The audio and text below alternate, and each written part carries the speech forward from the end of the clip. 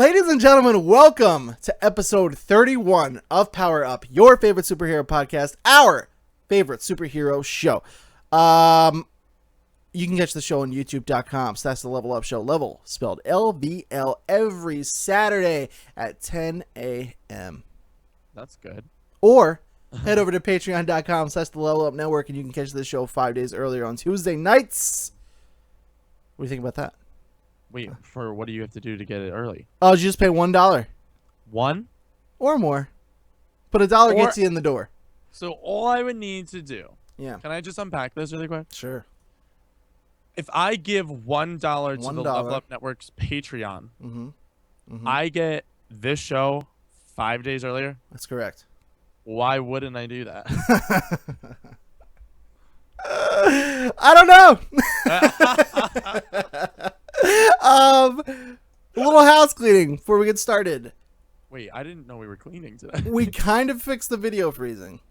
Kind of. Yeah, it's still happening, as you can see. Less frequent. But far less frequent. And the audio doesn't totally sync out for like 5. Right. Yeah. The audio's been pretty good. The video is a problem. No, but I mean like from our lips. Right, yeah. Yeah, it's better. For sure. It was a quick fix for now, but quick. It was like really bad when we started this morning. Say Nesquik.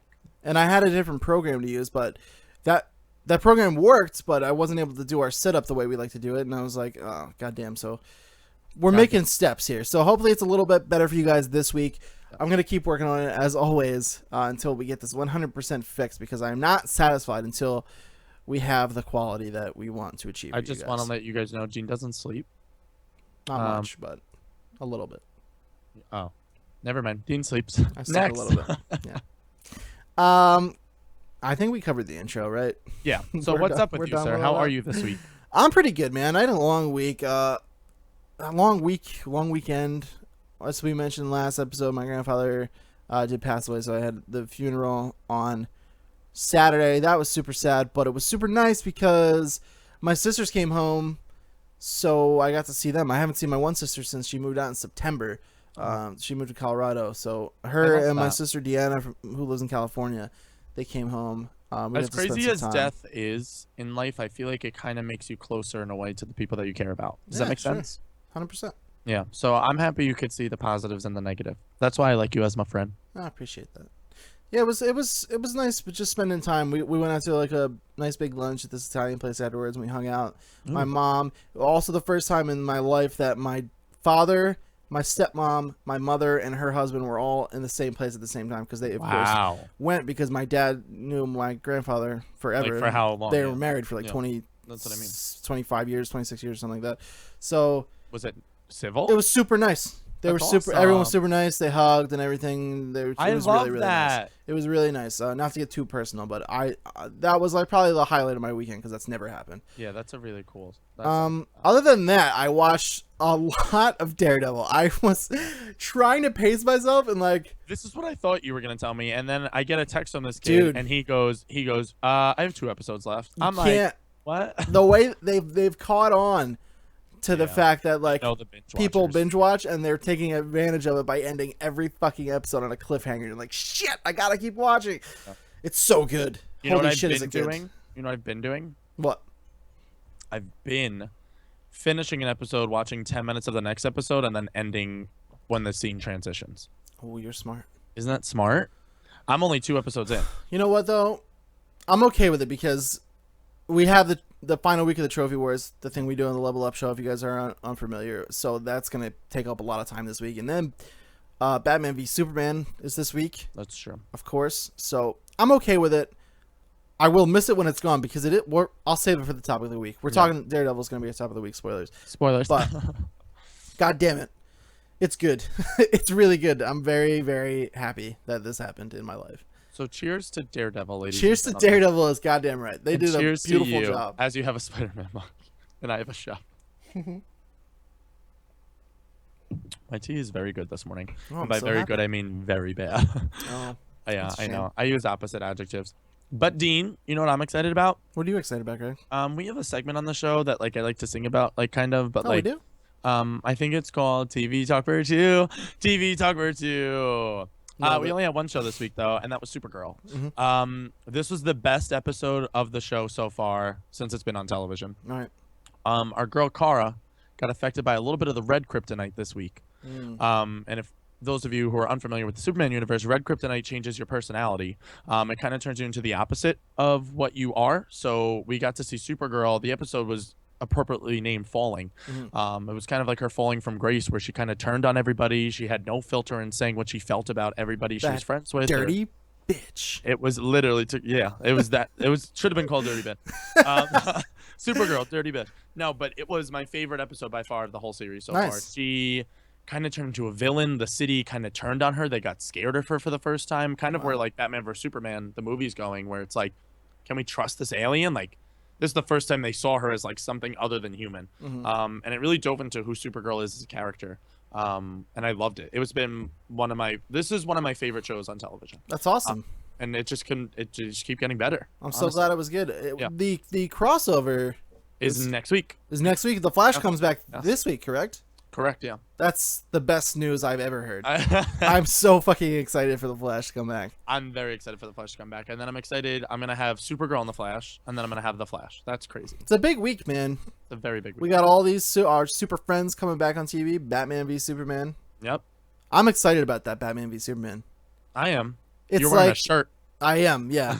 It was like, I don't know what to think about it. Like, I really honestly don't know how it's going to be. I'm just excited about it. Just now you were like, I don't know. Because I don't know. Like, I don't know how it's going to be. I could see it being bad. I could see it being great. I don't know. I just am excited. I just want to know what it is. Regardless. Yeah, I want to know what it is. I'm really excited to see how Ben does as Batman. You guys are on the first name basis. Yeah, we're boys. If you're playing Batman, you're in my family. That's how it works. I don't know, man. I'm just excited. It's a new superhero movie. It's something everybody's wanted for the longest time to see in live action. And I'm like, it's here. It's happening. Agreed. So good or bad, like, just enjoy it. Everyone just try to enjoy it. Yeah. Take it for what it is. Happy that this is a thing. Right. That can happen in the world. I'm excited. I've said many times to many different people now, I think it'll probably not be very good, but I think I'm going to really like it. That's how I feel like. Like Man of Steel was very dividing. I loved Man of Steel. A lot of people hated it. I didn't love it. I liked it. That's how I think I'm going to feel about Batman vs Superman. I actually did love Man of Steel, but I realized that people weren't too hot on it. I think I'm going to cry at Civil War. I think Batman vs Civil War is like, I'm going to say, that's cool. And then they drew a bad hand at having Civil War come out, like the trailers and everything drop, because like I think they're doing that purposely. Oh yeah, there's no doubt in my mind about that. No. Yeah. Well, anyway. I'm excited for all of this. Excited for all of it. I'm excited for the Flash to come back, though. I'm really, really excited about that, and I'm excited to finish Daredevil. I have 2 episodes left. I'm gonna watch those today. Very, very excited. And with all the TV talk behind us, Greg, are you ready to start the news? News. Oh, you got a little rough and gruff there at the end. Boy. We have 10 stories for you today. It is a power punch packed pickle show today. That was a lot of peas. It was a lot of peas. I spit on my microphone. Power punch pickle packers. We have 10 stories for you today. They are really meaty. It's going to be a hell of a show for you. You could say it's a powerful episode. Story number 1. Marvel's Luke Cage Netflix series has officially been revealed by way of a teaser attached at the end of season 2 of Marvel's Daredevil. Now, before we go on, okay, nobody freak out. That's not a spoiler. It does not connect to Daredevil at all. It's a separate video. Yeah. It's not part of the episode. They're just like, here you go, Daredevil's over. Why did you say spoiler? It's just Daredevil ends, credits roll, and then they're like, hey, here's a trailer essentially for Luke Cage. It's a teaser though. It's very short. If you started Marvel's Netflix's Daredevil, however the fuck that combination of words goes, they give you like a what happened on season 1 of Daredevil. Right. I watched that. I thought it was cool that they did that. I thought that was nice that they did that. Yeah. They did it recently for Orange is the New Black season 3 and House of Cards season 4. So I was wondering if they had done that for other shows. I'm glad you said that because it was just those 2. I never saw that before. Yeah, so I was very happy with that. I'm happy that they brought over, especially with the superhero stuff, because like there's a lot going on in these universes. It's not like they're all lesbians in a prison. What? That's not complicated at all. Yeah, that's not complicated at all. But yeah, so there's a lot going on. So I was happy that they did that. But that's exactly what I wanted to point out. That's like what the trailer is for the next thing. Yeah, it's not possibly even shorter. It's very short. Oh, okay. But it gives you a cool. Did you watch it? You haven't seen it? I watched it. Yeah. You did. You watched the I didn't the feel teaser? like it was short though. I feel like it was like a minute and a half, almost 2 minutes. No. I don't think so. Oh, maybe it was. I thought it was pretty short. It just gives you like a quick scene with Luke and then the logo, which the logo is really ugly. The logo, yeah. I hate it. Yep, I was just super ugly. Terrible. They're trying to like throw back to like the classic show, Luke though. Cage. Is that weird? No, I don't really. I watch it. I'm gonna watch it. I don't really care about it personally. This is like, okay, this is where I fall on Luke Cage. I feel like it's like, you know how I have like, the Flash is here, then it's like Supergirl, then it's like Legends of Tomorrow and Arrow. Like Luke Cage's Arrow. Yeah, I'm with you. It's a stepping stone like, to. We have to watch it because it's connected to all the larger greater good. Yeah, I and that's no offense to what is his name, Mike Coulter. Mike Coulter, yeah. Because I thought he did a great job as Luke Cage personally. I just don't see the appeal of that character to carry. I'm not invested. Yeah, I don't really care honestly about Luke Cage that much. I'll care about him when he's alongside Daredevil and Iron Fist, but like not by himself, honestly. Yeah. But I'm gonna watch it, of course. Let's hope Jessica Jones is in this show a lot, because then I'll be happy. The teaser is cool, and we have some news to talk about the actual show itself a little bit later here. But the teaser of him minus the ugly logo is pretty cool. Yeah. So you can check that out. The teaser is available to watch only by Netflix members as of right now, and it confirms the previously leaked release date of September 30th. Yeah. So Mike Coulter was not wrong. So he flabbed. Totally just said it. And then Marvel's Netflix was like, no, we have to put something out official now. Yep. So basically he got fired after season 1. No, I'm kidding. He has a job. The teaser was pretty cool though. For those of you without Netflix subscriptions, it's like shows him facing off a bunch of dudes, and he's like, I guess you don't know me or something, and then everybody just unloads gunfire on him, and the bullets just go flying off. Yeah. So I did like the teaser as much as like I'm indifferent on the show. The teaser was cool. I agree with that. Number 2, and by the way, if you don't have Netflix accounts, then that's crazy. Yeah. I was grandfathered in, so I still pay $8.99 for the mid-tier package, the HD, and what is it, 3 devices? Yep, that's a good fucking deal. Yep. I have it on my iPhone for trips. My PS4. My iPad. And then I have it in my bedroom. That's the one I don't have on my iPad. I have my. No, I think I have it on my phone. Yeah. Or no, I go on the browser on my phone if I'm gonna watch it. That's smart. Yeah. It's a little workaround. It is a little. That's what I do on my laptop. I go on the browser. Yeah. That's the way you trip up the system, kids. What are we, smart or something? Netflix shuts down the video. Honestly, dude, if they didn't grandfather us in for the price, and like we had to pay whatever, like the $9.99 or whatever, it's totally worth it. Like, yeah, I would say if they sent me I would pay $20 a month. Up $1, I'd be like, I would give you $40. Yeah, I would easily pay $20 a month. Half of the content I watch each month is Netflix. Yeah, now especially now the premium content that they're pumping out over there. Give me a break, dude. Like they're killing it. Give me a break. Break off a piece of that Netflix bar. Okay. Number 2. Here comes your Luke Cage news. Marvel's CCO Joe Quesada teased some Luke Cage and Iron Fist information at the premiere of Daredevil. He said, quote, "Our goal is to provide 4 different shows that each have their own feel while feeling like they are a part of a whole. Not an easy task, but I can tell you, our team is fantastic at doing this." You think so? They made you billions and billions of dollars in the Avengers? Like, no shit, they're good at it, man. That is the understatement of the century. Honestly, I still think like their television shows are some of like the best television I've watched. The like Jessica Netflix stuff? Jones, yeah, Jessica I'm Jones with you, dude. And Daredevil, like best television I've without watched. saying much.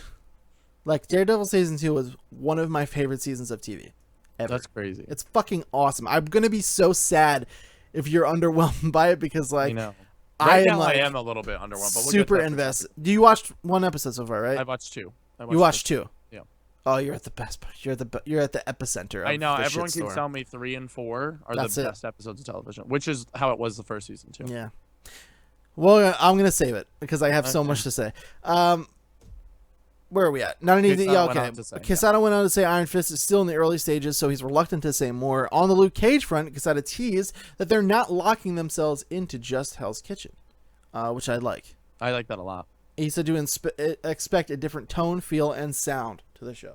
Already tonally in Daredevil season 2, I can feel a totally different shift from season 1. Oh yeah. And I'm digging it a lot. But I wanted to point out too, like, your biggest gripe with Jessica Jones was that, like, at some point, like, they didn't cross over at all. Like, even Matt Murdock walking through the lawyer firm or whatever. Like, I'm happy that they're leaving Hell's Kitchen because it just logically doesn't make sense for these people not to know about each other. Mm-hmm. So, like, you can't pull that shit off. Like, I was okay with it, Jessica Jones season 1, because I was literally giving them the benefit of the doubt. But I'm like, how the fuck has Daredevil not, like, gotten involved in this somehow? Yeah. So maybe send him to Canada.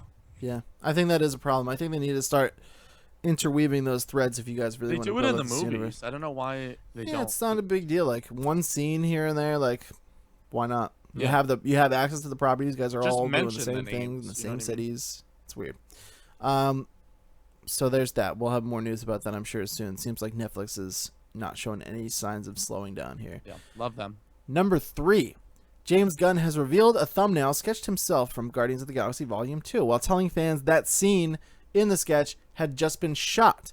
Gunn says, while of course he won't provide any context to the sketches, he'll post these every Wednesday for production for fans who he said have been asking him to see more since he posted it. He's an awesome, like, caterer to his fans. That's cool. I'm confused by it because was James Gunn not the one who was like, I'm not showing anyone anything now? He has a meltdown every time he does a movie because people get so excited for his work, and then he kind of, like, backtracks on all of his statements. And I'm sure it's frustrating. Backpedal. Yeah. Oh, like, for sure. I get it. Like, you just gotta watch what you say if you're that tier of creator. You know. Yeah. You just can't have a meltdown. Yeah. And when he had his meltdown, he was like, "Okay, sorry about that, guys. Let's backpedal a bit." You spend how much money doing this shit? That's what I mean. And, like, all this time, and then someone is like, "Hey guys, this is what happened in Guardians of the Galaxy at the beginning," and you're like, "What the fuck, dude? I just spent like 3 months and $80 million," and like. He came out with a statement too, and he said he was like, "I feel like if I."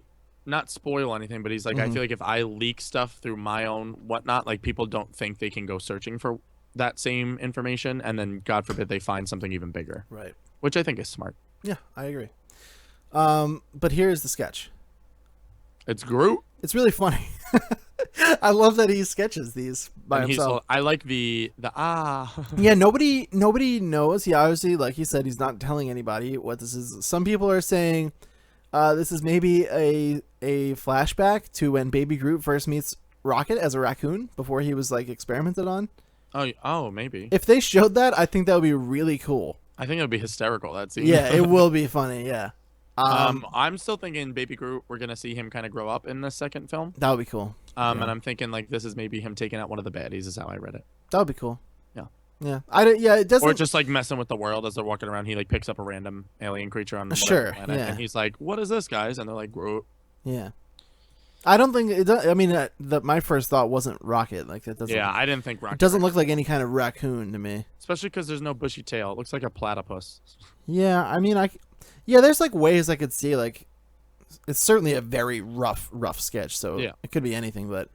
I don't know. It's cool. I like the silliness that you feel from it. That means to me that Guardians is probably on the right track. Yeah, exactly. I agree with that. So that's cool. You can follow him on Facebook and look forward to those every Wednesday if you want. He said he's going to be posting them every week. That's really cool. I like that. I dig that. Number 4. Marvel's. I'm really excited about this. And then I remembered some other news that I didn't even mention here, but we'll get to that. Marvel's Civil War 2 teams have been unveiled. What? Civil War 2 revolves around a new character who has the power to calculate with precise, like, proximity, they said. So he's, like, not only calculating the outcome of future events, but they're, like, dead on. So he's like a human calculator. Yeah, it's not like a blind. I don't know. Future teller. He's like the Oracle for the Matrix. It's not like oh, like, if you do this, it might come true. Like, this guy knows what's gonna happen. That's crazy. Apparently, I don't know how I feel about that, but keep going. Well, I don't know how some of these characters aren't feeling too hot about it. This power has the Marvel heroes divided on how to handle the situation. Now, the interesting thing here is Iron Man is kind of taking up the role of Cap in this, which is really cool twist of things. So on Team Iron Man, we have Iron Man, Yeah. Captain America, Sam Wilson flavored, Thor, I didn't like that. Jane Foster flavored. I don't like the way this story turned out. We have Captain America, the new Captain America, played by Sam Wilson. Thor, Jane Foster, Lady Thor. Black Panther, Star-Lord, Luke Cage, Hercules, What? Miss America, Okay. Daredevil, Nice. Black Widow, Yay. Hulk, Amadeus Cho's Hulk, the totally awesome Hulk that just came out. I like that. I like that too. I haven't read that, but it seems like it would be fun. I feel like I would like that comic book storyline. And then rounding off any sane team, Deadpool, which I fucking love. Yeah. Deadpool's even involved. Yeah, he has to be though, especially off the success of the movie. And they're taking up the position that this guy needs to not be used as a weapon. Yeah. He needs to be handled with care. He needs to be kept away from the world to keep everyone safe. Almost kind of like coddle him and his powers in a very, very much Professor X kind of way. Yeah, they don't want to harm him at all. But Iron Man, Tony Stark is like, we don't want to mess with the timeline here. So I thought literally that was knowing anything could fuck up everything. Right. And then on the other team is led actually by Captain Marvel this time around. We have Captain Marvel herself. Yes. The Captain America, Steve Rogers. Crazy. What's interesting here, War Machine. Yeah. Opposing his boy, Tony. Yeah. Spider-Man. Yes. Vision. Medusa. The Blue Marvel. The Winter Soldier. No surprise there. Spectrum. She-Hulk. She-Hulk first time involved in a crossover, right? I believe. I don't want to say because I read these books when they first come out and like they so much time She-Hulk passes. I feel like is a big deal for some reason. I haven't caught up on a lot of stuff, but I feel like She-Hulk's a big deal. She could be. I'm actually going to reread Civil War. I've been thinking about it. I'm going to reread that shit. It's time. It's time. Got to get ready for the big movie. And then Ant-Man rounding out the team. No surprise if I mentioned Ant-Man. So that's pretty cool. The teams sound pretty cool. The whole premise of the thing is really interesting. I like this premise a lot more than the premise for the original Civil War, if I'm being honest. Really? Not me. Yeah. No, because this is not like the government trying to come in and do something. This is like a power that they have to deal with, and everyone's just kind of like, well, fuck. You know what I mean? Like, it's not like someone trying to manipulate anything. But I like the first Civil War so much because not because of the government's involvement. The first Civil War resonates so well because it takes mainly two characters that everyone knows so well and have been established as being such a certain way. Tony is such a way, Cap is such a way, and it totally puts them in the other person's shoes. Yeah. Which I love so much about that book. And that's what Cap is finally the one who's like, nobody's going to tell me what to do, which is totally Tony's way. Yeah. And then Tony's the one that's like, we need order, we need law. And like, I fucking love that, dude. It's amazing. It's amazing. A great story. I'm not knocking it at all. I think they could do really interesting and cool things with this 100%. premise. It's very much like an X-Men feel to me, where I feel like it's almost like Professor X versus Magneto is let's exploit and show out the world like what this person can do, and the other side is like let's coddle it, let's figure it out, and we'll take it like at a very slow pace. I'm excited to see. Seems more appealing to me personally. It's gonna be cool. I think it's gonna be good. And I'm excited to see how they're gonna work in like any kind of nods to the original Civil War or anything like that. Especially because a lot of the characters are still here. Spider-Man is still in there. Cap's still in there. I don't know. Sam Wilson, I don't think was even involved in the first Civil War at all. So it'll be interesting to see what he has to say. Especially with his boys Black Panther on the other side. Right. Yeah. The big things to notice, I think, differentiating this is Hulk, and they have a Thor. Yeah. They have a Hulk and a Thor, which were not present in Civil War, so that's cool. Well, the other side has the She-Hulk. This is true. And then they also have Spider-Man. Great segue. So they have announced that Spider-Man is getting, much like they did with the first Civil War, his own little series, spin-off series, Civil War Spider-Man series, which they did do with the other ones. A few character teams got their own spin-offs with the last Civil War, so looks like they're doing that again, but they have recently just confirmed Spider-Man will have a 4-part miniseries about Civil War 2. So I'm thinking about investing in all of this. I just want to read all of it. Yeah. I got to get back into comics, you know? Yeah. This would be a good one to get back into. I'm really feeling that lately. This sounds like it's going to be pretty cool. Mm-hmm. I want to get behind a lot of the new characters because I don't know anything about the new Avengers. Me neither. Yeah, me neither. And that's the thing. I feel like I'm missing out. Me too. And you know what? We better start fucking reading because this whole part of the Marvel Cinematic Universe is going to end soon. Yeah, that's very true. After Infinity Wars. That's also why I feel like this is a big thing. Right. And I bet they're going to start bringing in some new blood, you know? Because they're not going to want to touch whatever happens to Tony or Iron Man. If he does go away, they're not going to want to touch that for a while. Yeah, those are some fucking shoes to fill. Yes. You know what I mean? So better start getting to know these new guys. Yeah, for sure. True. That's sad. You can catch the Civil War II kickoff with the prologue story that is available on Free Comic Book Day, May 7th. I love that a lot. A week before my birthday. Nice. May's going to be a big month, too. I know. Spring is jam-packed, dude. Very much so. Birthdays and babies and this and that and games and movies. Good Lord. I know. Number 5. Dun, dun, dun. The LEGO Avengers Season Pass has been detailed in full. What? And here is what the extra $9.99 will buy you for your game. Extra. Read all about it. $10. I purchased this. No question. I bought it immediately the day I brought home the game. I've done so with the other LEGO games. Well, not all of them. LEGO Batman was the only one I bought the Season Pass for. I think that was the first one that came with the Season Pass. I was just going to say, isn't LEGO Batman 3 correct? Was the first one that came with the Season Pass. Yeah, and that was cool because it had like the Arrow pack, the television pack, the Adam West TV pack. I thought that was cool. So good. And the levels were fun too. But this one is pretty meaty. And it seems to be rectifying what a lot of people had problem with the game, which like a lot of the characters in LEGO Avengers were just kind of like whatever characters that nobody cared about. I like them, no problems with them, but this seems like it's going to be pleasing a lot of people. I like it. So what you get here is the classic Captain Marvel character and level pack. Nice. Classic Masters of Evil character and map pack. Love that. Classic Black Panther character and level pack. Obviously it makes sense. The all new, all different Doctor Strange character and level pack. That's probably the most exciting. And the Agents of S.H.I.E.L.D. character and map pack. I'm sorry for your loss. The season pass also includes 3 additional character packs, which you can download now. They were up for free, and they're now also included in the season pass. In total, that $10 gets you 5 DLC packs, with each coming with their own level and free play mode, and over 40 new characters. That's crazy for $10. And they did update the game recently, so I did see they're all bunch of new trophies. So like they're nice. They're making all the right moves over there. Yeah, that's all the things I'd like to hear when it comes to DLC for sure. If especially only $10, that's crazy. Right, dude? Like if only other all games season passes could be like $10. Here's originally that's what they were, and then they turned into this. Here's $60 games, and then here's $60 that you promise us that you're gonna keep playing our games. Right. I'm like, that's too much. You can't be doing stuff like that. I mean, you can, you do it, and I buy it. People buy it, yeah.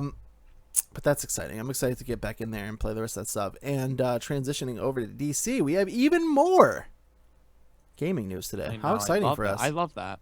I would. This is especially exciting though for both of us. Oh yes. I would welcome gaming news more often. All day, day. But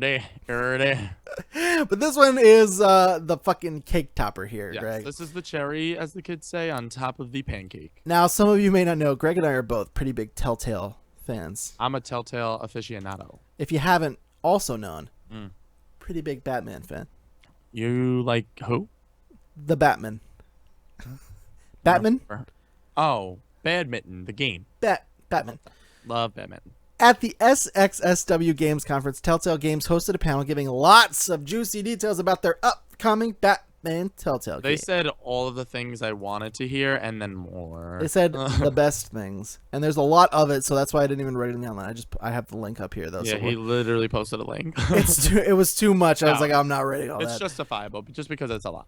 But we are going to read it. We will read it to you. Here's your Telltale Batman news. And I'm just ripping this straight from the pages of superherohype.com just to give them all the credit here. I did not write a word of this, so please check out that website. Yes. Batman is the perfect character for the studio to explore in a Telltale series. Agreed. Giving the team the opportunity to dive deeper into the mind of the man behind the mask. Each night, Bruce Wayne chooses to change Gotham for the better. The team wants to explore what consequences are of the player's actions when decisions made as Bruce have a critical impact on his nightly crusade as Batman. That's the best sentence ever. Yeah, it's awesome. Because we have never had... Very rarely do you get to see the Bruce Wayne psyche of things. Bruce Wayne! The Bruce Wayne. I think this is going to be a big thing for Telltale in terms of your decisions really making a difference. Only because you never think that what Bruce can do as millionaire playboy would fuck up what Batman can do as a mass vigilante. Or the other way around, yeah. That's what I mean, and Or vice versa. versa. I know. I said that. So keep going though. This is exciting. Certain key situations will give the player the decision to approach a scene as Bruce or Batman, with consequences for both sides. That's the fucking best thing. Yeah. It's like cowl or no cowl. Right. You have like 3 seconds to decide. I'm like, no idea. Yeah. Oh my god, the pressure. That's when you got to take advantage of that PlayStation home screen and be like, hold on, let me think about that. Yep. Fresh interpretation of the universe set in current times, not tied to any existing iteration of Batman in games, films, or comics. That's cool. They did say this version of Batman will be their version, so we'll have the Telltale Universe version of Batman, which I'm excited to see. Yes. The story will focus I think that's smarter on them, too. Not to be... Yeah, you want to establish your own thing. Yeah. And God knows... There's so many. There can be as many Batmans as needed because everyone has their own take, their different feel, their different character qualities, so...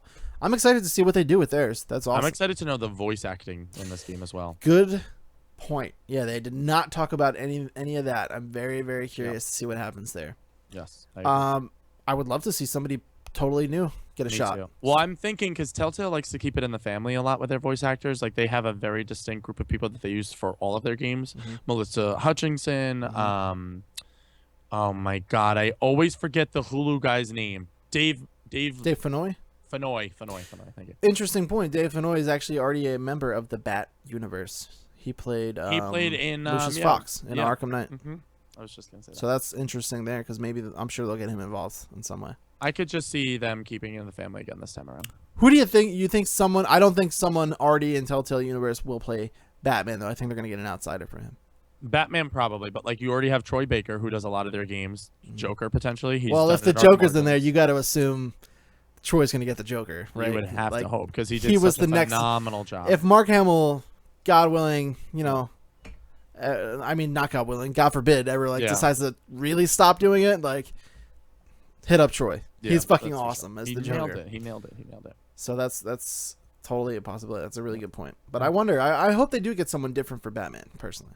I think they will, only because that voice needs to be very distinct. And out of the people that they use for their games currently, I don't picture anybody as Batman. Me either. We'll see. The story will focus on Bruce and Batman, not an examination of the extended Bat family, Robin, Nightwing, etc. Yet. There's always a second season. Fans can... is there? We'll see about that. Don't say that. They did mention, they said, because people were asking, like, is this going to be a one-and-done kind of thing, or are we going to just get one cool season? Then they said they're open to any ideas.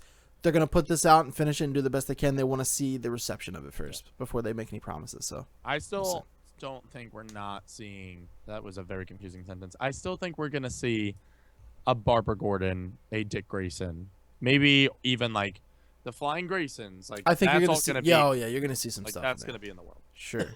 Maybe not interacting with those characters yet, but like those call-outs are going to be there. Like Commissioner Gordon maybe like, Barbara, I'll be home soon, honey. Like, I'm stuck at work or something. Yeah, I think you're going to get some of that. Yeah. For sure. Which I hope. If everyone plays this and everybody likes it, be vocal. Reach out to them. Tweet at them. Tell them. And you'll get your season 2. The only way you get it is to speak. Telltale is the only game studio I've ever written to. Ever. I tweet a lot to people. I don't write like emails or anything, but I tweet a lot to like developers. I wrote them a bunch of emails and I said, finish your games before you announce new ones, please. Thank you.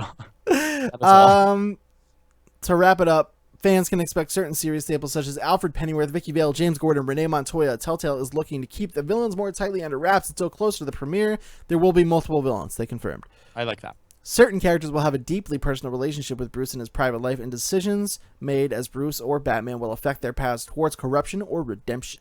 I'm thinking each episode is a different villain. But the overarching villain will probably be the Joker or something and carry over. They should have an overarching mystery. There should be a bunch of like small crimes to solve and like detective scenarios. There should be one big one, like one big case you've been working on, though. I compare it a lot to The Wolf Among Us, another one of their games, where it's you're trying to find out who the crooked man is. Mm-hmm. And then at the end of episode 4, you find out who he is, and then you have to take him out in episode 5. They said fans of The Wolf Among Us will be very happy with this because it's graphically going to be right on par with that, they said. Bruce Bigby. Really excited to see that cel-shaded comic book style. It's a really smart move on their part to stick to that. Yeah. The player's actions will help shape Gotham that Bruce deals with during the day, as well as the criminals that Batman faces at night. We already covered that a little bit. team is committing to a non-photorealistic interpretation of the universe. Just talked about that a little bit. And they are enhancing the engine and technology. Thank God. Reboot finally of their engine. Everything should be running smoother, game, which is good. To deliver a more seamless living comic book art direction, taking inspiration from the works of over 75 years of artists such as Jim Lee, Greg Capullo, and Neil Adams. Like some other Telltale series, the game will be landing a M rating for mature. Woo! And the cinematic approach will feel more akin to an R-rated film. I like that. Amazing. They did not say one wrong thing. Yeah, they said a lot of good stuff. I cannot wait. The one thing I'm coming out of this game with is I hope that by the end of the 5 episodes, I could have a totally different Batman than you. Like, yeah, I hope that would be the ideal. I hope you could take it to the point of like Paragon or Renegade in Mass Effect, where it's kind of like my Batman can be like not a torturer, like he literally just interrogates people. He doesn't even use intimidation, like blah blah blah. Whereas like somebody else could end up with a Batman where it's like he literally, like in Batman vs Superman, like burns people with like his batarangs and like singes his mark on people. Like that would be fucking awesome. That will be my Batman. Yeah, I know that. I hope. Why I specifically. Well, I'll play this multiple times. If there are that big of differences, I'll gladly play this multiple times. Yeah. And I would hope. That's what I mean. It would help for multiple playthroughs. That they get the trophy situation under control, and the trophies reward you for playing through different scenarios in different ways. Yeah. Instead of just like run through the game and. Wolf Among Us is still the only game out of all their Telltale stuff to do that. I believe Minecraft has a couple. Oh, really? You have to do specific things in I haven't played it, but yeah. Yeah, Minecraft's the only one I haven't touched either. But interesting. We'll see what happens. I'm excited. Me too. Number 7. The Batman. DC DC has released the first image from their Killing Joke animated film. The film is due to be released this year and boasts the return of Kevin Conroy and Mark Hamill. I thank God. Had the image. I don't have it now. I'm gonna pull it though because it's pretty cool. I'm just very excited that it's because this was a rumor originally that Kevin and Mark were both returning to reprise their roles, so I'm happy that that's confirmed for one. And then number 2, I'm just happy that the Killing Joke animated film is happening. The thing that scares me is they said they were filling a lot of the storyline up to interpretation because the comic book itself storyline is not going to be able to carry a potentially 1 hour and 20-minute film. Right. So I'm excited to see the new stuff as well. Like a lot of this story is going to be, I think, brand new or like give us a lot of pro or epilogue to the story that we all know now. Yeah, I would hope so. I would hope they would expand. I think they're going to focus a lot on Barbara. I think it's going to be like a young Barbara, and it's going to show like what fucking happens to her, and it's going to be like 10 times more detrimental to Bruce. So? Yeah, for sure. Maybe. I think you want them to focus more on Barbara. I know. I love that girl. She's my favorite superhero ever. I think she'll be a large part of it. Obviously, she has to be, but. I mean, I don't know if they're gonna focus all that much on her. I think of it a lot like the Flashpoint paradox, and I think it's gonna be a very, very surprising film for a lot of people because I think it's gonna focus on a character that not a lot of people know, and then show how it affects all the other characters. That would be cool. I would love that. That would be cool. Okay, I have the image here. Yeah. Let's pop that bad boy in. Pop that sucker in my toaster, yeah. Let go my ego, Killing Joke. Oh wow, there you go. Looks good. Yeah, it looks beautiful. It looks I like exactly the animation. Yeah. I'm excited. There was a picture they tweeted out. Mark Hamill, I think Mark Hamill was the one who tweeted out of him and Kevin Conroy, and they were like embracing one another. Yeah. Like, I was like, that's the best. They're so like excited. long lost friends that became brothers through doing all this work together. Yeah. I really like the animation style. They don't look like I always get on, especially the Flashpoint Paradox or Justice League War, like their early DC animated good films, how they make every single hero have the same exact body. Right. And it's just like rocky up top and then really skinny legs. Like and it doesn't look like that at all. Like Joker looks skinny and like menacing still. Yeah. Batman doesn't even look as Brocky, which I like. Yeah, they look good. They look like this is more the way I think of it. It looks like they took a lot of inspiration from Arkham, honestly. Yeah. And their animation style, which is a great call. Yeah. 100%. So that's awesome. I'm again, super excited for that. I think that's what it's going to relate to. The DLC Batgirl Family Matters pack. I think that's going to play a lot into this movie. A lot is dealing with Batgirl and his family trying to take down his arch nemesis. And you think Steve Urkel will show up? Oh my god, if he didn't. What is this movie? The film is due to be released this year at some point. We don't know when. What? It's on pre-order for Amazon. I think they had it up at August, but that was just a placeholder date. So yeah, it's been up for a while. Yeah. Well, we'll let you know more when we know more. I think we'll be watching it. Pretty fucking excited. Yes. The Lobo movie has found itself a writer. Greg, what do you think about that? What's the Lobo? I'm kidding. I actually don't care about Lobo, but I don't care about him at all. But he was actually a big player in the Teen Titans animated show on Cartoon Network, if you remember. Really? Yeah. I do not remember. I did not watch Teen Titans. Yeah, who did, right? Just me. The writer is Jason. I don't know how you pronounce this. I'm going to say Fuse. Fucks, but it's probably not. Jason Fuse, who is the screenwriter for their Wonder Woman film. Just so everybody knows, it's spelled Fuchs.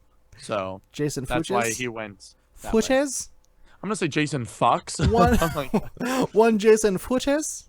I hated it. Or Fucks. It's got to be one or That's the other. exciting though. A very odd choice. Yeah. Just two totally opposite characters, but like maybe it'll be good. Why is there a Lobo movie happening? I don't know. That's the more prudent question, right? Honestly. I don't know. I don't give a fuck about Lobo. I got DC, all. What are you doing? They're fucking up their movies, I think, in my opinion. But It's this weird. is just a horse I keep beating to death. So I think they're getting too excited about this R-rated shit. Mm. And he's a character that is easily transferable to an R rating. So like, if you guys don't know who Lobo is, he's a biker gang guy that gets endowed with like a curse. he's and like a then Ghost Rider, but like a bounty hunter. I don't know. Yeah, and he's then like he more becomes like a vulgar. mercenary and like tortures people and wraps them up in chains and delivers them to anyone who will pay him enough. I have an autographed Lobo comic book, and I don't know why. So basically, you're stoked for that. Someone gave it to me. I think it was my sister's boyfriend gave it to me, and he was like, I was in this comic book shop, and I just found a signed comic book, and I was like, oh, that's cool. That'll probably be worth something. So I got it for you, and I was like, it was very nice, but like, nobody gives a fuck about Lobo, dude. It's signed by every writer. It was a sweet thought. I think it is signed by the writer. It's either the writer or the artist. I forget. I have it in my closet. It's the sentiment. Yeah, it was a nice thought. But nobody fucking cares about Lobo. Number 9. Drive Angry actress Amber Heard has confirmed she will play Mira in both Justice League Part 1 and Aquaman for Warner Brothers. Excited about this. She described her costume as follows. It's interesting. It's like half a suit of armor, half scales. It's strange. I wanted to put the quote in just to give people an idea of what we were working with. It's going to look like Queen Mira. It's going to be probably the traditional green. Yeah. I think we've seen it. I think that's what I think that's one of the costumes in that prop photo that we saw. She also went on to say to them, she was like, it's currently in production still. So that's another thing. They were like, we're still making it. She said, I haven't even tried on the costume. Yeah, and so it I think was that's really cool that she fits the role before even trying on the thing and having to look for it. Right. And Amber Heard was my pick when we did the rumor roundup way back when of who was going to get the casting. So I'm very happy that it's confirmed finally that she got it. Do you know who Amber Heard is? Like, I've seen her. I haven't seen her films, but I know who she is. Oh, dude, she's going to crush this, I hope. It's just looks crazy. good. She knows nothing of superheroes, though. You could tell in her quote, she's like, it's interesting. It's like a suit of armor and anything. There's skills on it. Yeah. But, I'm playing Queen Mira. That's always promising. Yeah, I'm like, great. But, like, she's not going to be one of those people that invest highly in the world, but she has the right look, and I think she'll pull off the acting. I hope so. Yeah, I hope so. She's cool. It's a cool character. She's an important character in Aquaman, especially. Not only, I'm happy she's in Justice League Part 1. I'm confused by that a little bit, but for Aquaman solo movie, she's a very, very integral character. Yeah. I do think we've seen her costume. I think that was the costume that it was half done. Yeah. No, not the black one. There was one to the right that looked like it had a breastplate. Oh, next to the Batman cowl. Yeah, exactly. Right. It looked like Aquaman's, but we saw Aquaman's in the back. Yeah. And then this one looked like it had a breastplate, and it was very unfinished. Yeah. So one would assume that's her. And then there was a painting of her or something, or concept art on the floor in front of Aquaman's suit. Oh, I forgot about that. I forget nothing. I study these photos when they come out, and I soak them into my brain. People take the SATs, Dean takes the rumor roundup. So that's cool. And our final story, before we get into the topic of the week, is number 10. The R-rated cut of Batman v Superman will be a whopping 30 minutes longer. That's not exciting for me. Than the theatrical release of the film. That's crazy. Usually director's cuts are like 10 minutes long. This is 30 more minutes of footage. That's why it's scary for me, because I'm like, how much did you cut from this movie? Especially one of my favorite characters being cut from the whole fucking theatrical version, Barbara Gordon. But what were they gonna do? Like, how do you make a 3-hour superhero movie? That seems like a lot. But like, why did you get yourselves in this predicament? Like, you should have done your solo Batman. That's the problem, isn't it? I think that would have solved many, many things. Because now they had to do Batman Origins, Wonder Woman Origins. Fucking, where is this bitch coming from? Where is this motherfucker coming from? Like, you had to do so much backstory. When you straight out of Gotham, crazy motherfucker named Batman. I agree. I think that probably would have solved a lot of this. I want to be. Everyone's always like, Greg, you get so negative on Batman vs Superman. People tell me that all the time. I'm like, I'm not negative on it. I want to go see Batman vs Superman. I want to walk out there and be like, holy fucking shit, that was phenomenal. Me too. And is that gonna happen? I highly doubt it. Possibilities are out there. I hope so. Andrew was talking last night that he's the overall the reception has been very strong, very positive. So that was in Mexico. It premiered. They watched it all in English. Like, what happened? Maybe they didn't understand. Yeah, maybe they didn't have like the subtitles or audio dub, and they're just like, yeah, that's fucking awesome. We saw everyone shooting and fighting, and it was great. And then they watch it. They're all like, okay. And then they see it in English subtitles or whatever, and then everyone's like, no, sorry, we misjudged. Maybe, I don't know. I think it's gonna be cool at the very least. I hope. So I'm excited. That one Batman fight style Arkham scene, so that is promising. We do, yeah. That's what I keep looking forward to. I think it's gonna be cool, man. It's such an interesting beast to watch unfold, you know, because it was this thing everyone was so excited for. It was so positive. You remember when it first started, and the first trailer came out, and then the second one that everyone loved. And it was like, holy shit, they did it. This is gonna be great. And then they did that one trailer, and everyone was like, oh, what did you do? Because they're very much copying Marvel, which is not a bad idea. But the execution on that is very strange, especially when they give as dark a guy and as menacing a guy as Bruce Wayne the line of, is she with you? Talking about Wonder Woman. I was so hurt by that. I was like, that's not true to his character. Like, don't make it like a Steve and a Thor relationship where it's like they're kind of friends, and like if they say one-liners, like it's hysterical, it's comedy gold. Like, that's not Bruce and Kal-El at all. Batman doesn't go around quipping. No, and he doesn't have any fucking time for quips. He does not care about jokes. That's what I mean. And when he does that, especially to Kal-El, the guy who he's up against, and like, maybe not by that point, but exacerbatedly hates, like, that's not okay. Yeah. But we'll see. I could be wrong. I hope I'm wrong. I'm wrong. Read the quote about the 30 minutes. We never even got to that. Sure. So Zack Snyder did say to the Hollywood Reporter, some of the additional material is some of the stuff that we took out just for the rating. So I was like, cool, I can put it back in for the director's cut. There was nothing by design. This was just material I just put back in that I had to cut for the rating. And then when the MPAA looked at it again, they were like, oh, now the movie's rated R. And by the way, it's not a hard R. There's no nudity. There's a little bit of violence. It just tips the scale. So it's not going to be, it doesn't sound like what everyone was thinking. Yeah. About this bloody massacre and this and that. It sounds like there was just some slitting people's throats. Yeah, it sounds like there was just a couple of things that slightly pushed the boundaries and they had to cut, and they're just adding it back in. So it's cool. I'm still excited to see the whole cut. I want to see the 30 minutes, especially because Babs is in that 30 minutes, and she's my favorite character in that universe. But we shall see. I hope it, dude. Like, I hope I don't see the 30-minute extended cut, and I'm like, why wasn't this in the movie? Yeah, that's a risk. It's scary. It's very scary. Like you said, director's cuts are typically 10, 15 minutes max extra. Right. And this is a half an hour. Yeah. That's crazy. That's almost double the time.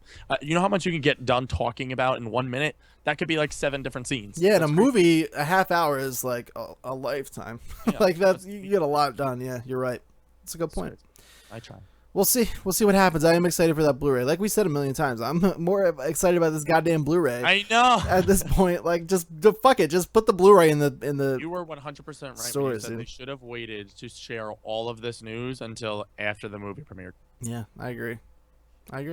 Maybe it makes people more excited. I don't know. I guess to get your name in the fucking headlines, who cares? Yeah, true. Well, we'll let you guys know everything we think about Batman v Superman. I'm going to see it Thursday night, and then I believe Andrew asked me to pop into Lights Up, which is when? That's going to be Thursday at 10 p.m. Eastern Standard Time. So that by the time this goes, that'll be over, but you guys can catch the archive. Yes, correct. But we'll be talking about it on here too. We'll give our thoughts on Batman v Superman. When are you seeing the movie? I'm seeing it probably Sunday night. I want to see it before Cool. Power Up. Yeah, cool, good, awesome. So yeah, expect our, if Greg sees it, spoiler-filled review. Yeah. We're just gonna go for it. So if you haven't seen it by then, I'm sorry. You can watch that segment later. Yeah. We might even break that off as a separate spoiler cast, I think. Yeah, but then if you want, that would be a good idea. Yeah. If you want spoiler-free thoughts on the movie, I'm gonna have those. We'll do that as I think that's our plan. I think we'll do Batman vs Superman as a spoiler-free topic of the week, and then I think we'll do a separate Oh, I think if we're doing it on the show, we just go for it. You think? Everyone knows when the topic of the week is. It's the end of the show. So if you don't want it, we'll tell you when to cut. That's true too. You know. But then on Lights Up, you guys can get my spoiler-free thoughts. Yeah. Because the guys won't have seen it by then, so I'm not going to spoil anything for them. That's very true. Cool. Let's move on to our final segment of the show. Topic. Almost. Yeah, we're gonna do we got to do questions today. Yeah, we have a bunch of them. So we'll do topic of the week, which is, of course, Netflix's Marvel's Daredevil season 2. Yeah, I don't know the combination of Netflix and Marvel, but I guess you should start because you're further ahead than me. And then let me start by saying this. Okay. Season 1 I thought was very good. Yes. It had its slow points. It definitely peaked more towards the beginning, and then I liked the finale a lot personally. A lot of people were kind of divided on the finale. I liked it. Season 2 blows season 1 way out of the water. Okay. You will find I haven't gotten there yet. You will be so much more invested in Matt as a person, in Matt as a fighter, as a hero. I will throw out there really quick. Yeah. Charlie Cox, so good looking. He's a lot a better looking guy. This season, especially. He got a little bit more fit. He was very good in this one. The things he says and the things he does, you will fall in love with this guy. This is his coming out party, dude. Like, he is Daredevil. Yeah. Like, he did it. It's awesome. And he takes everything to like 11. Just as a fighter, as a hero, everything he does is grown. He's such a skilled fighter in this. It's unbelievable the progress he's made. And not that much time has passed. There's one scene in one of the episodes where they kind of give you an idea of how long it's been since Kingpin was put away. Yeah. Not that long. So he's done a lot. I think they said in the episode I just watched when Faki goes. Spoilers, by the way, just for the first 2 episodes, probably, because Greg's only seen the first. Yeah, I've only seen the first 2, so I can't spoil anything besides that. But it's not even really spoilers. All this stuff has been in the trailers and whatnot. We'll do our best to not spoil. Nelson and Murdoch, if you don't remember previously, they were the ones that ended up, their lawyer firm put away Wilson Fisk. That was what ended up putting the nail in his coffin. Like, Daredevil beat him up and served him to them, and then they are the ones that got him put away. Right. So Foggy says something to the effect of, like, do you remember, to the district attorney, because they're dealing with a separate case, without spoiling too much. And he says, you remember 2 months back when I put whatever away. So that was very recent. So if it has only been 2 or a couple months, that's crazy. I don't know how long the trial was, though, so that could have been longer. I want to some odd months. Yeah. He said, I forget how many exactly, but it's been some odd months. So without spoiling anything, the season just does. It's so hard to not spoil. I'm so trying. Far, I'm very invested in. I could take the reins from here, and I'll give you questions. We'll do that. Starting off very slow for me. First episode, I kind of forget what happens because I watch so much. The first 30 minutes, you get Daredevil going around town. It's kind of just showing you like he's keeping watch over Hell's Kitchen. He's got his new suit, which is beautiful. It's nice, it's fun, it's different. But I'm like, all right, where are we going with this? And then they introduce Punisher at the very end of the episode, and that it was the last 5 minutes. It's when Karen is getting chased out of the hospital. Right. And that last 5 minutes, I was like, holy fucking shit. I'm like, okay, it went from 0 to 100. But so let me stop you right there for a second. Now, what you experienced in the last 5 minutes of that show is about what you'll experience for the next 12 hours of the series. I thought so. But then episode 2 is slow for me as well. And I was like, wait a second, dude. Like, what are they doing? I'm more invested currently at where I'm at in the show in Karen. And you will be. Now. That's the beautiful thing is... the supporting characters this time around. Everyone shines, dude. Yeah, the supporting characters, Foggy, Karen, everyone. And there's some people who come back I won't talk about. Everyone gets their time in the sun, and it all makes fucking sense. That's the beautiful thing. Is it's not like a Claire throw-in. Like a lot of these times, these superhero stories can be like they just want to get to the action, but that's not happening here. They put time into this story, and everyone who's there, Punisher, Daredevil, Karen, everyone's there for a reason. And Karen particularly has a really cool arc. I was just gonna say that in the first 2 episodes so far, Karen's arc has been my favorite only because they took all my dilemmas with her character in season 1 were literally exactly what you just said. Like, Karen was just there because she was involved in the first case, and then they just kind of strung her along through the rest of the show. And she's such a strong actress. She's played in so many movies, and she was a recurring role in True Blood, which I thought that character was one of my favorite characters on that show. She's such a strong actress, so I'm happy they're utilizing her. She has totally blonde hair this season too. I'd like to point out. She steps up, dude. She steps up, and where she ends up is just so perfect. It makes so much sense for her character. It all makes sense, is what I'm driving at here. almost virtually no plot holes. Like Yeah. the writing is just on Yeah. point, and that's the backbone of any good story, not just superhero story, just a good story in general comes down to the like whether or not the writing is strong, you know? Yeah. And I missed so much. I don't know. They must have done the casting call with Charlie Cox and the rest of the crew because like when fucking Foggy, Matt, and Karen are together, like those three's chemistry on screen, it's like it's so natural. In the second episode, there's a scene where they go to play pool at Josie's, their local bar, and they're all three of them are just playing and like they're making jokes back and forth about Matt being blind, and like it's just so casual. And I love those are some of my favorite parts of the show. So a far. lot of It's just chemistry, natural banter, and like all three of them, you could. It's like they've been friends for years, and like I had to think for a second. I'm like, wait, like Daredevil isn't real, like. These people don't know each other, like they're all actors and actresses, but like just seeing those like friends interact, it like reminded me of me and my friends, like just goofing off, like and when they nail that aspect of a show like this, like you said, when it's about fight scenes and choreographed and blah blah blah, like when they can have the lighter moments hit just as hard, that's what I'm appreciating about the show this season. And they'll play with that. Everything you said, they use like the relationships that seem like they've gotten so strong, like they play with it, dude, and like. They make you feel like you're on cloud 9 in this. They break your heart in this. They take you on a fucking trip, man. And it's the whole season. It does feel like it feels like a journey, like from where they start all the way through to where I'm at. I don't know how it ends yet. Maybe it ends like total shit. I don't know. But from what I've heard, it ends really strong as well. Yeah, me too. But yeah, like if I may, a very minor spoiler. Yeah, I don't mind. There's a scene where Daredevil he's suited up, he's Daredevil, they're in a graveyard. He's in a graveyard with the Punisher. Oh, good. The Punisher is leaning up against a tombstone, and like he starts telling Daredevil like about his life. And then like Daredevil like starts listening. He sits down, he's like resting his arm on his knee, and like they're talking. Like it's the shit you don't think about. Like these guys are heroes. These guys are Marvel Universe characters, and like here they are as men, all suited up. Just like opening up to each other, and you're like, this is fucking awesome. It's one of the best monologues. It's one of the best scenes in the entire series out of both seasons. I can't wait for you to get to that episode. I ended a little bit into episode 3, and I got to see the last scene I saw was John Bernthal's Punisher, because the first 2 episodes he's portrayed completely as a villain, like no redeeming qualities at all. And the third episode he goes in to buy a police scanner from like a pawn shop, like a random pawn shop. Yeah. And he grabs he has like a wad of cash, which they still haven't explained how he has all this money, but he throws cash on the table. He's like, I need a gun, I need this, I need that, and he gets like a police scanner, a gun, and something else. Regardless, he's walking away, and the guy's like, dude, like I know what you're into, like you like grandmas, like whatever you want, like I got all, and showing like porn DVDs. He ends as soon as Punisher's about to walk out the door, and he's like, I know you're probably into little girls, I got this great little 12-year-old, and he's like barely 12, man. He stops, he deadbolts the door, he flips the sign to close, and I'm like, oh my god, I'm like, this guy does not know what he just did. Oh, and all man. they show you is him pick up an aluminum baseball bat, and all you hear is the clunk, and then the scene changes, and I'm like, oh my god, that's been my favorite scene of Punisher so far. Yeah. Well, you are in for a motherfucking treat, dude. Totally called John Bernthal was going to kill it, and I'm very happy. Well, let's talk about it now that we're onto it. John Bernthal, holy shit, dude, is fucking amazing. He will forever be known as the Punisher. He is born to play the Punisher. And that's coming off of me loving Thomas Jane's Punisher. And me too.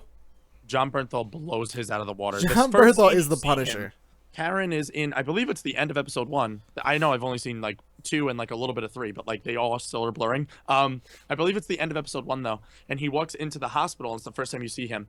And Matt pulls up on the other side of town. He's with the Yakuza, the Japanese mob. Dean. As Dean didn't know who the Yakuza was, but everybody. I knew who they like, were. Marvel didn't create the Yakuza? I knew who the Yakuza were. I just thought they only existed in the Marvel Universe. Because that's only where I exist. Yeah, the Marvel Universe. That's very true. Actually, I can't fault you for that. But so Matt is removing this guy off a meat hook, literally a meat hook, and he goes, "Oh!" And when he says the line, that's when the ending 5 minutes of the first episode, I was like, "What the fuck, dude?" Because it goes back and forth, and the guy says, "It's not a."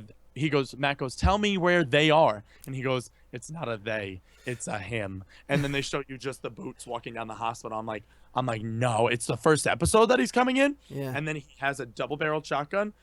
doesn't even need to use it Mm-hmm. because the security officer puts up his gun, he elbows him in the face, the guy falls to the ground. He takes the gun, disassembles it, throws it in the garbage, and then continues on his way. That was one of the most badass scenes in the world, and it's 3 seconds. Yeah. And then Karen, she is fucking killing it for me this season. She like immediately, without even fucking hesitating, and they bring that up in the episode too, which this has been my favorite part of the whole show so far. I know it's not Daredevil. I know I always go for the females, but like I love a strong female character. She immediately grabs the guy, removes his IV as the guy's like slowly trying to peel it out. She rips him off, runs away, getting shot at with a double-barreled shotgun. Doesn't flinch, doesn't do anything, steals a guy's car, drives off in it. And then in the next episode, they are interrogating the guy that she just saved. And she goes to him. He says something like, wow, like, I don't know how you reacted to that. Like, you must be one like tough cookie or one tough gal, he says to her. And she goes, I was fucking terrified, is the line that she gives to him. And it's one, and like, Foggy walks in and then ends that scene, but I'm so intrigued to know like how she handles both sides of that. Like Karen's such a brave girl, but like she's just a person. Like she has no training. She has nothing. Like that's such a cool character. She is a star in this, honestly, dude. I'm so excited it only gets better. I'm not gonna say anything. I'm gonna say she forms relationships in this, and not romantic ones. The relationships that They're she hinting forms. at a relationship with her and Matt so far in the first. Well, that's obvious. I'm not talking about that. That's obvious. We've seen that in the trailers. Yeah, stuff happens. I'm nervous of who I'm in this show. There's the other relationship that she forms with someone. It's very unexpected. It's not romantic. It's just a relationship. It's I don't know what you call it, but it's God. I don't know if it's like because they're so opposite or like what, but like they play so well together. I can't wait for you to see more because I want to talk about it. I know it's so great too. But yeah, John Bernthal as the Punisher is something fucking special. There are some episodes when I'm finished this, I'm gonna finish it today because I can't wait anymore. Yeah. I'm like excited and giddy talking. It's like there are some episodes I'm gonna have to go back and rewatch just to be like, how did they get away with this? Because like, oh, he's so brutal, dude, and the choreography, the action, it's very mature. It's unreal, dude. There's some shit that John Bernthal does with the Punisher, and you're like, even as guys who have seen this shit like back and forth, we are used to all this kind of stuff. You're gonna see him do some of the stuff where you're like, all of a sudden you're like, oh my god, that's brutal, and then by the end of it, you're like, oh fuck, Jesus Christ, like it gets bad. That's what I hear about it. Already the first episode, he hangs human beings with their guts hanging out, like literal, like just slit them open and their actual intestines are falling out of them, and then hangs them on meat hooks in a freezer to where he doesn't kill them. He leaves them there torturing them. That's fucking crazy already to me. I'm like, this guy's fucking warped. But like he does have, like I said, that last scene I saw was him in the pawn shop where he hits the guy with the baseball bat. Like, he has those redeeming qualities. Like he'll kill. Oh, his arc, he's only dude, killing is on the side of good. His arc is something special. The cops bring that up. So once again, Karen shining like a fucking golden star so far with her new blonde hair. She looks hot as shit too, man. She's a woman. Fucking stunning as a woman, as a creature on this earth. Deborah Ann Woll, you're beautiful. I'm very attracted to Karen, if you guys couldn't tell in this Daredevil spoiler-free cast. But she goes up to the cops and she says something like, oh, like, I guess it was bound to happen. And the cop goes, what do you mean? And she's like, well, I heard you talking with the other officers and you keep saying like, they have the devil worshippers now going after Daredevil. And she's like, this is probably one of those guys. And he's like, no, he's very, very different. And they're calling him the Punisher. And I was like, it wasn't like one of those moments in a Marvel movie where they're like, oh, by the way, your name is Captain America. And it's like corny and awkward. Like when he delivered the line, they call him the Punisher, she was like shitting. And I believe like it made sense because the way they delivered it is like the way you get like Son of Sam. Yeah. Like the press names these guys because like they're just so over the top. And like it was very much like that. I love that. And she gives him a line and says, what does she say again to him? She goes, I guess it was bound to happen. And then the next scene is her and Matt talking. She goes to check up on Matt because once again, he has another sick day. Like, they better fucking tell Karen this season that he's Daredevil. And I don't think they do. I'll be so mad. You'll explain a reason why. You got to watch. You'll see. Okay, it's not all as cut and dry in that. And I want to talk about that. I want to talk about him to finish off. But before we do, to your point of Punisher,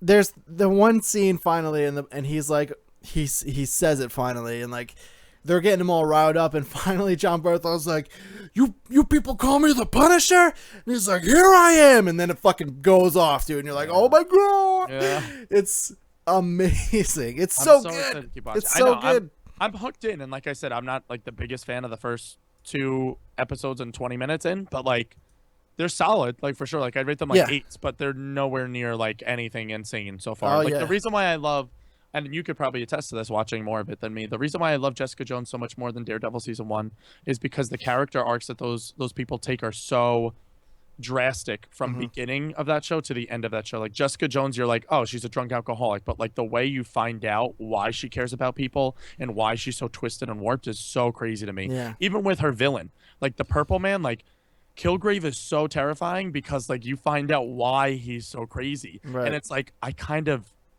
justify, like I resonate with that. Like that makes sense. Oh, you're gonna get a lot of that, and I'm hoping I already see it so far for everyone. For Punisher, you're gonna get that. Karen, obviously, you get it. And the man that the show is about, the Daredevil. So let's get to Matt, because Matt, I have a lot to, I know I'm talking a lot about Karen, but he's Matt like, and Karen dude, so far have been on point.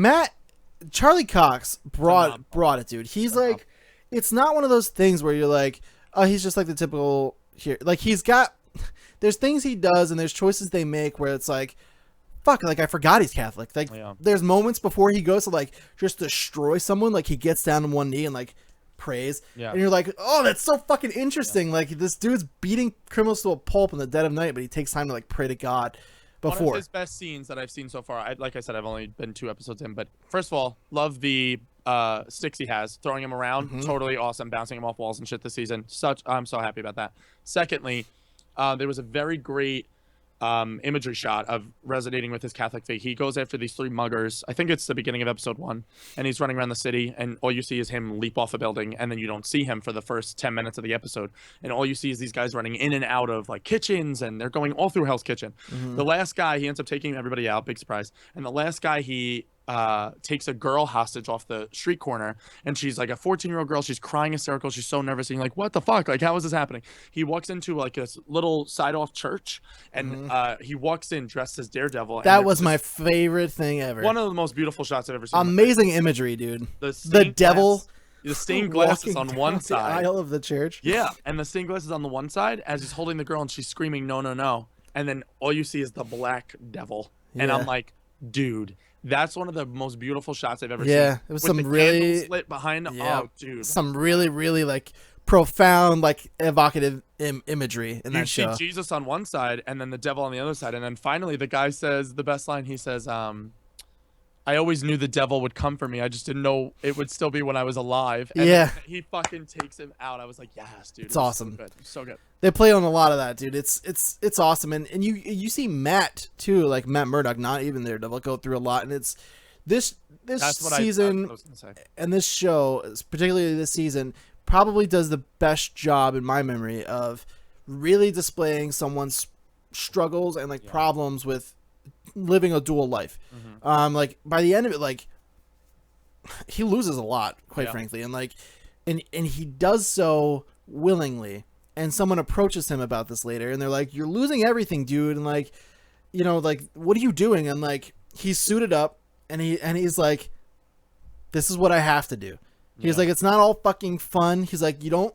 He's like, "I'm not like an Avenger, and like I'm not that hero. Like, you don't get.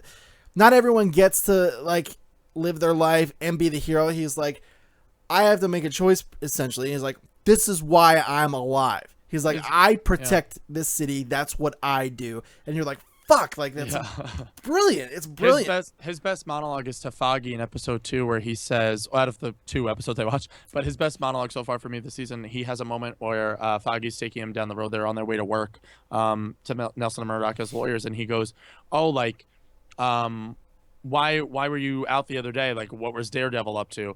And he goes on this whole thing. He's like, Foggy, like, this is not a matter of like, oh, what was Daredevil up to? Like, we can't talk about it like that. He's like, and he gives him a scenario. He goes, last Wednesday, do you remember we turned away that client? That was a cool It was this scene. old Spanish woman who like needed to get her visa renewed or whatever, but she was also trying to get a restraining order from her drunk husband. So he says to Foggy, he goes on this rant about, oh, like, remember how we had to turn her away because she literally couldn't pay us, not even in like fruit that they're getting from their clients, and we had to turn her away. He goes, at that bar, I followed her that night. She went to a bar, and on the way back from the bar, her husband had a gut full of beer and a knife in his hand, and he was getting ready to murder her. She didn't have the restraining order. We couldn't do anything for her. He's like, that's where Daredevil comes in handy, and that's why I have to do what I have to do, because she would be dead right now if it wasn't for me. And Foggy's like, holy shit, like, you didn't tell me about that. And he's like, how do you expect me to? He's like, everyone's so disheartening on the fact that he has to be Daredevil. They don't get it. They don't get it at all, but and he fucking like, gets it big time, more than ever in this. That's what I mean. And when he says that line to him, I'm like, oh my God, like, he can't even, like, he doesn't have anybody to share this with. Yeah. And then the last scene I've seen of Matt, he lets it out. It's not a Daredevil scene. Once again, Matt Murdock scenes are phenomenal. He has this, like, weird problem in the first 2 episodes and the beginning of episode 3 where, like, sounds are, like, he's losing his hearing along with his sight now, and now it's like fucking him up even more. And the Punisher's kind of like knowing this as they're like have the choreographed fights, like blah blah blah. And he has the scene where he's in his house and he's walking around and he turns on the sink and then it just fucking screeches his whole head. He ends up dropping a water glass, the glass shatters everywhere. And then when Karen comes to visit him later, she's like, oh, is that like what's gotten you under the weather? And he's like, don't ask about anything. And she's like, oh, like I didn't mean to pry or whatever. And he's like, just don't, like, leave. And it's so awkward, and I feel so bad that he doesn't have that connection anymore to like share with somebody. The best part about him and Kingpin's fight at the end of season 1 is when he goes on the rant and says, like, Kingpin at the end in the alley is like, I'm so justified in what I do and I'm saving my city. And he goes, I'm justified in what I do and I'm going to save the city. But that's the only moment he ever has to share about Daredevil. Like, even with the priest, he never tells him, like, this is what I did. Everything. Yeah, he can't. You know what I mean? He can't. And a lot of it's to protect people. But I did love that scene between him and Foggy. And he's like, so amazing. He's like, that didn't happen. You know why? Because I was there. Yeah. And Foggy, he's like, I'm telling you now. Yeah, like, it's awesome, dude. He's so good. And like, the fights, the action is like, it just slays. Like, it's so amazing how they choreograph this shit. The water tower fight scene where they're going after Punisher and the district attorney uses Grotto, the client, as bait. They shoot the water tower to where it's sprinkling over them, over the nightlight, and then it's Punisher and Daredevil literally going at each other. And it's like, the fight scenes are so It's amazing, dude. I want to confirm for everyone right here, if you haven't watched Daredevil, the infamous hallway on crack scene that they've been touting. Like, there's that scene again, but it's on crack, blah, blah. It's amazing, blah, blah. One of the coolest things I've ever watched. It is long, too, and you don't ever get bored. I was watching it really late over the weekend in here, and I just started laughing out loud because I was like, this is ridiculous. And then Jen came in, she was like, what are you laughing at? I was like, you got to see this shit. And I rewound it, and she was like, that's unbelievable. Like, it's crazy. Fucking unbelievable. It's I can't amazing wait to see that. I want one spoiler from you. What do you got? Before we move on to all questions. Right, chat, viewers, spoilers incoming. Guard your ears. Do we get to see or hear from Claire at all this season? Yes. We do. Yes. Okay, all right. That's all I wanted to know. Okay. That's all I need to know. Really? Yeah. Do we get I need to. Do we see Jessica? No. Not yet. I have 2 episodes left, but not yet. Okay. All right, that's all I want to know. Thank you so much. Yeah. Don't say anything else, you dirty bastard. I didn't say anything else. Okay, good. Claire a lot. That's shocking. Yeah, she comes into play in like the back half of the season. Kind of like what they did season 1 with her. Yeah, pretty much. Yeah, dude, I think honestly it's important to recognize that, like, all the cool side character arcs where everybody winds up and the Punisher is great and blah blah blah, but like the titular hero here, Daredevil, is like so by the way. On point. Like, he is Daredevil, and he puts that at the forefront of his responsibility, and just great. It's great. It's beautifully written. The action is so well choreographed. The casting is amazing. It just is fucking awesome. And like, I don't know what happened. Like, the season 1 I thought was really good. I loved it. Yeah, me too. But like, this is something special. Like, this is a season of television that, like, I will never forget. This is like Flash season 1. Like, I will never forget this. Yeah. Like, I want them to release this on a Blu-ray just so it's something I can have. Yeah. And just have it. Like, it's so good. I'm very excited to keep watching, and we'll probably do topic of the week next week, Batman vs Superman, and then like a spoiler discussion. Yeah, don't let us forget, because I feel like we always forget after you catch up to come back and be like, I want to come back and talk about the end. I'm gonna make it prominently known that like I finished Daredevil. I'm only 2 episodes in, and like I'm enjoying it this much already. I have 2 solid 8s so far. I think episode 2 was an 8.5. Episode 4 and I think it's gradually moving up, which is the one a lot of people gave a 10, and I agree. Yeah. Episode 3 and 4 particularly are just like art, dude. It's art. I'm so excited. I love the imagery. I love the character stories are already fucking way beyond anything they did in season 1, which that's what I was talking about earlier in the show when I said it's very tonally different. Like tonally, like it's still dark, it's still gritty, it's still like crazy, like the shit that happens, but it's like the characters and that tone that they've taken now with all of them and how they interact with one another and then how they're dealing with their own personal demons. I think that makes so much more sense. Like they all have a devil inside them. And when Karen says the line to Foggy and Matt, like, we created Daredevil, we created the Punisher, like this is on us. I love that line, Karen. Yeah. And the last thing I want to say about it is Daredevil himself comes to such an interesting arc. In the episode I just watched, it finally comes full circle, and like he comes back around, and it's like from where he started and the way he thinks and the way he does his job to where he just landed here is like so awesome. It's just awesome. So let's cut it there. We'll talk about it more after Greg has seen it all. We'll give you guys spoilers and all that good stuff next week, and hopefully a lot of you guys will have been able to catch up by then, so spoilers won't be too big of a deal for you. I'm gonna finish it, I think, in this week. Probably. It's going to be hard for you to stop. You get to a certain point where it's really hard to stop. I'm hoping that's at the end of episode 3, because that's what a lot of people are telling me. Yeah, that's when everything starts getting like put into play. So nice. We'll let you guys know next week, and we will have our discussion on Daredevil and probably spoiler discussion on Batman v Superman. Yeah, we'll have our Batman v Superman stuff for you. So it'll be a spoiler week next week. Chock full of them spoilers. But we do have a couple fan questions. These have been piling up. And yes, we do stockpile them all, guys. So keep sending those in for us. If you want to do that, you can do that at powerup@thelevelupnetwork.com. Spelled exactly like it sounds. We went Rick last week, and Melissa gave us 2 questions. Actually, 3 questions this week. So I say we go the Melissa route this week, and then Rick will hit you up on the background, or if you want to go. It depends on how long. How many Rick questions did we have? We have 3 Ricks and 2 Melissas. Or 3 Melissas. I think. Thank you both for writing in questions. I want to answer them all. Okay. So let's not linger too long on them, because I don't want to go too long. So we'll do both. We'll get quick. Our stockpile done. Okay. Yeah. We'll start with Rick then, because his was the oldest question I have. So Rick says, this one will take time. Have fun. That's the subject line. Here we go. He says, you wake up after rubbing your eyes. You go on your handy dandy Twitter app. The internet is losing their minds, Dean. Yeah. What happened is what you want to know, right? Wait, I know this question. Stop reading it. Next week. That one's way too much. Well, because it's going to take a lot of time. Melissa's next question. Question round 8, she says, after Deadpool's success as an R-rated movie, you think that Marvel and DC Comics should make more movies like that, or should they stay in their usual rating? Sincerely, Strife Girl. My quick answer for that is if it makes sense for the character and their story, and it's what they need to do to tell that story, then yes. I don't think they should just shoehorn an R rating into anything to try and make it a better movie. Dean, very rarely do we agree. I'm going to agree 100% wholeheartedly. Beautiful. That's our power-up answer, ladies and gents. Beautiful. Okay, we have another Rick question. He says, hi, guys, quick question. Before the questionception, is it the Batman or just Batman? I always assumed it was interchangeable. The standard he thinks is Batman, but it's usually used more, though. What do you go? Do you go the Batman or Batman? I say Batman because I feel like I know him. I say Batman, too. Because I've spent so much time with that character. I feel like in that universe, to answer the question, people who know him seem to call him Batman. The outside of the press all seem to call him the Batman. Quick question. Do you go Punisher or the Punisher? I usually say the Punisher. Me too. That's what I thought was weird about this question. That's why I liked it. Yeah. I usually say the Punisher, but I stick to Batman. So I hope that answers your question, right? He says, a long time ago, back in the early days of Power Up when Dean's screen didn't freeze, love this, I asked who would win between the Justice League and the Avengers. It's time for a different team of Marvel versus DC.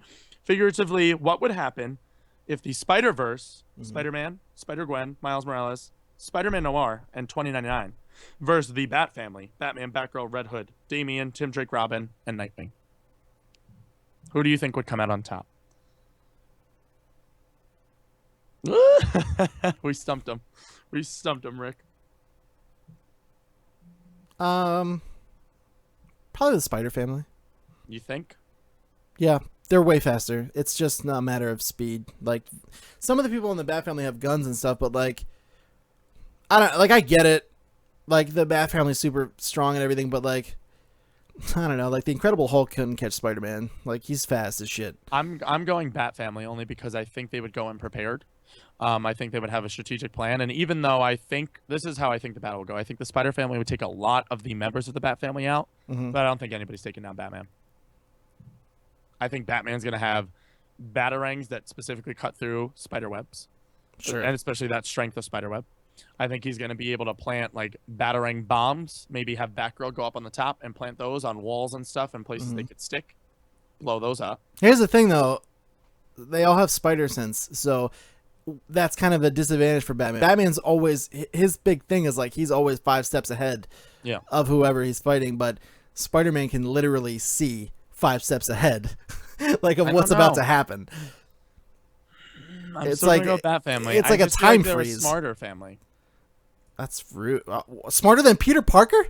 Yeah. No. You think Bruce Wayne is not smarter than Peter Parker? Not even a little bit. I don't know about that. Bruce Wayne is highly intelligent. Yeah. Peter Parker is a boy genius. He's a genius. There's no contest for me. No. Peter Parker is way smarter. No chance. He's smarter than a lot of the Bat family. I don't think he's smarter than Bruce Wayne. Yeah. Especially in a tactician battlefield scenario. I'll give him the science. The battlefield, sure, like the whole like war tactics and everything. Yeah. Sure. Yeah, I'll give him the science aspect, but Bruce takes home the cake when it comes to everything else. Like fight strategy and stuff. Yeah, Batman probably has him there, but again, I think Spider-Man can see what he's going to do, so it doesn't really matter. It's scary. Maybe one day we get the Bat family versus the Spider family. Made by DC Marvel. It'll never happen, I don't think. Not ever. But if they did, my vote is for the Bat Crusades. Your vote is for the Spider. Indeed. Alrighty. We have Melissa's next question. It's just question round 9, ladies and gentlemen. Dear Power Up, I have a couple of questions for you, and then this will be the end of our questions. Number 1, I'm going through puberty. Number 1, what is the saddest backstory you've ever heard from a comic book character? That's tough. It's very tough because when you think about comic book characters, they all come from a point of origin, or most of them, I should say. A lot of their parents from a point of origin where killed. like parents are dead, or like their caretakers die, like Uncle Ben, Aunt May, like whoever they're with, like someone they love dies usually. I'm gonna go with Steve Rogers personally. Okay. Do you want to give me a little insight on that? Because his parents were not only dead, they're both dead, but then once he gets everything he wants, he's a strong, fast, like ultimate soldier. He always wanted to be a part and help and fight the war and fight for justice. Then he gets totally ripped out of his time where he doesn't know anybody. Yeah. All of his surroundings, his home, his friends, the things he knew, the places he ate, everything is just fucking gone. Yeah. That's kind of sad. I'm going to go with that for mine. That's a good one. I was going to pick Supergirl for kind of the same reason. The part that sucks the most about Supergirl is she was originally sent to take care of Superman. And she gets stuck in a void when she's in space. Her capsule gets thrown off course after Kal-El. Like, she gets sent right behind Kal-El, leaving Krypton. Her whole planet blows up. Her whole livelihood is destroyed. Then she's now back on Earth. She lands on Earth finally after, like, 30 years. Her little cousin, who she's supposed to be taking care of herself, ends up growing up becoming this amazing touting superhero, and she just is now getting to learn her powers as a 10-year-old girl. She's lost everything. She gets an adoptive family. In some versions it's the Kents, and other versions it's other family members, so she doesn't always have Superman's family as close to her. And she's very much trying to establish her own character persona. As much as she is associated with the House of L and the S on the chest and everything, right, she doesn't want to be Superman. She wants to be something different, and she, in my opinion, has a lot more moral standards than Superman does, but she can still cross that line further than Superman does as well. She's very much like, if I need to get shit done, like I need to get shit done. And a great storyline that they did in the show is with her Aunt Astra, who was with her. It was her mom and Superman's mom, and they would always fight all together in all comic book storylines. And they brought Astra onto the show recently, and Astra ends up dying. She always ends up dying. Spoilers. But when she finally dies, it's like, that kind of is a turning point for her where she's like, I don't know, like, if I was the reason why she killed, and that's her reason of not killing people. Whereas Superman, I just feel like, doesn't have a reason for killing just because he knows it's wrong. And Supergirl has like a defining moment in her family and her livelihood where she's like, fuck, like, I can't kill anymore. So I would pick Supergirl. Good answer. Thank you. I like it. That's she's also an alien on Earth. No, we have one more from Mel. What do you That being said, what death of a current comic book character would make you the most sad? And that'll finish off our questions. What death of a comic book character made me the most sad? Yes. Again, probably Captain America. Yeah. Yeah, that was a huge moment. That was a really like gut-wrenching, heartbreaking, huge, pivotal moment in comic books. Nobody ever suspected that they. I mean, he comes back obviously, but Yeah. nobody ever really like saw that coming at the time. Mm-hmm. It was like a big fucking deal, and yeah, that one got me. And then all the books afterwards got me because it was like Captain America: Fallen Sun came out, and then I think that's the one I have here. Yeah, Captain America: Fallen Sun. That was really sad. That showed like a lot of emotional turmoil that like Peter Parker went through, and like the guys trying to be the Avengers after the Avengers had been dismantled and Cap's dead, and like everyone's mourning, and like Peter can barely like live his life day to day, and he's like constantly having like anxiety and like depression and nervous breakdowns and stuff over it. And like sad. It was that was a world shattering death. So I'm gonna go with Cap again. That's a good one. I'm gonna go with Raven from the Teen Titans. No. Nice. And this is because Trigon, her demon dad of the underworld, wants her to be so evil all the time, and she fights him always. She gets possessed by the spells that she does, and when she envelops herself in her power, she actually goes more towards the dark side, I guess you could call it. And there's a scene in comic books where you think Nightwing is hooking up with Starfire, which they do. They have a very known romance. But in one storyline, one run of them, it was when I was a kid, so I don't know how long ago that would be.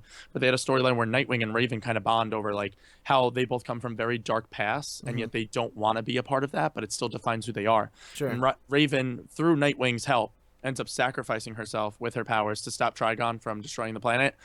She comes back 3 issues later as the White Raven, and then she has white cloaks on her. But that that meant a lot to me when I was reading that storyline. I never expected them to kill one of the Titans. Yeah. And then when she died, not only was that sad, but then it was because of Nightwing's teachings and like seeing him cry because she sacrificed herself to save everybody else. That was like very detrimental to me. No, good answer. Yeah, thank you, sir. But thank you for your questions, both Mel and Rick. Of course, everybody else, you can both email us like they did at powerup@thelevelupnetwork.com. Title it anything you want to. It could be Greg, you look Jewish, and Dean, you don't look Jewish. And both then accurate we'll answer your questions. Yeah. Really good stuff. Thank you guys so much for your questions. We really appreciate it. And that does it. That puts a nice big red bow on episode 31. Can it be a green bow? Yeah, why not? Let's make that goddamn bow green. On episode 31 of Power Up. Thank you guys so much for watching every week. We really love doing this show, and we love having you guys. So if you guys wouldn't mind, if you know anyone who likes superheroes, share this with your friends. Get them in here. We're trying to grow, do some bigger, better things with the show for you. Make sure you guys subscribe to the channel if you haven't. Like the video, share it with your friends. We really appreciate it. There's someone show your moms, show your grandma. Recently pointed out to me there's someone out in the world who immediately dislikes our show as soon as it goes live without even watching it. It's like the minute it goes live, they dislike it. Just to let you know, I go on my personal account and immediately like it. So whatever you're doing is totally fucking null and void. So thank you guys to those of you who do go and like the videos and share them with your friends. We really appreciate it. Follow us on Twitter. I'm at @thebees_NJ. Follow Greg at Greg Virga. Make sure you go and check out our Patreon at patreon.com/the-level-up-network. And for just $1 or more, you can get this 5 days earlier. What? And thank you guys so much. And we'll see you next time. Thank you so much. Don't forget to power up. Thank you, Greg. Power up. Okay. Okay.